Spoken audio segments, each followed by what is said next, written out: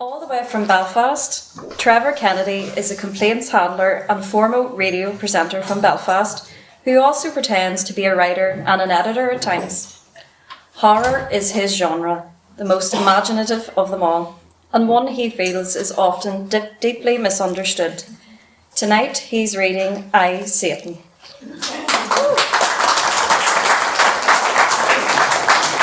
Thanks. I'm from Belfast, so I will try and talk slowly. I know it's not natural for us. But this is essentially a story about an apple, because I'm here in Orchid Country, the first apple. It starts off with a quote by Mark Twain from his novel The Mysterious Stranger. But who prays for Satan?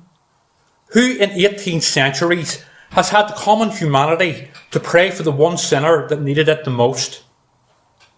My garden is majestic, a perfection fit for the gods themselves.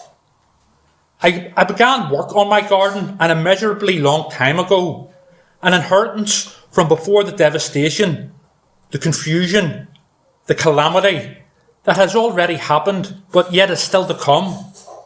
The flowers, the trees, the shrubbery defy known laws of geometry, woven, willed into existence by the minds of magicians and madmen alike, who had taken on the form of winged beings, sprites and zoogs, their combined genius creating an intricate masterpiece, a paradise of devastating beauty, insane colours and rich odours not witnessed on any other spectrum.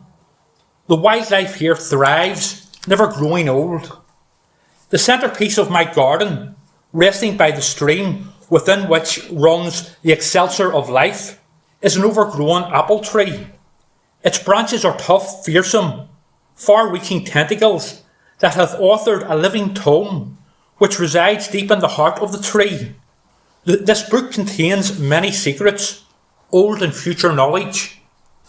But alas, now after countless undefinable millennia, without the incursion of any outside interference, my garden hath received 2 visitors. Curious alien specimens whose origin I am unfamiliar with. Of certain limited sentience at least, these inquisitive beings are not at first welcome in my garden, and I am uncertain to reveal myself to them until their exact motives are known to me, or indeed who may have sent them. These creatures, these trespassers, are monstrous to look at, every part of their grotesque anatomies in the wrong place, deformed abominations like no other I have witnessed, and so very unlike I, Satan, and those of my own immaculate species and the lesser who serve us. When the king removed me from the side of his throne for my vanity, I was sent to my garden for solitude and repentance.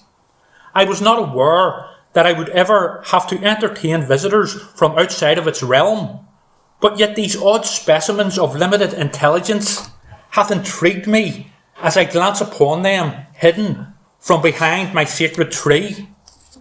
I would like to dispose of these strange beings, these insects, for encroaching into my domain in the most foul, torturous of manners, but yet they also pose an intriguing entertainment to me. They amuse me with their absurd appearances and behaviours, poking and fumbling around in my garden, mating by the stream. I am both revulsed and hypnotised by them. I would like to squash and study them in equal measure. Perhaps I do both. My plan, admittedly, for the sole sake of my frivolous amusement, will be to reveal myself and entice them over to my tree. I shall tempt these peculiar creatures with the gift of enlightenment, the very same which lives and breathes inside the pages of my book, scribed by the branches of my all-knowing tree.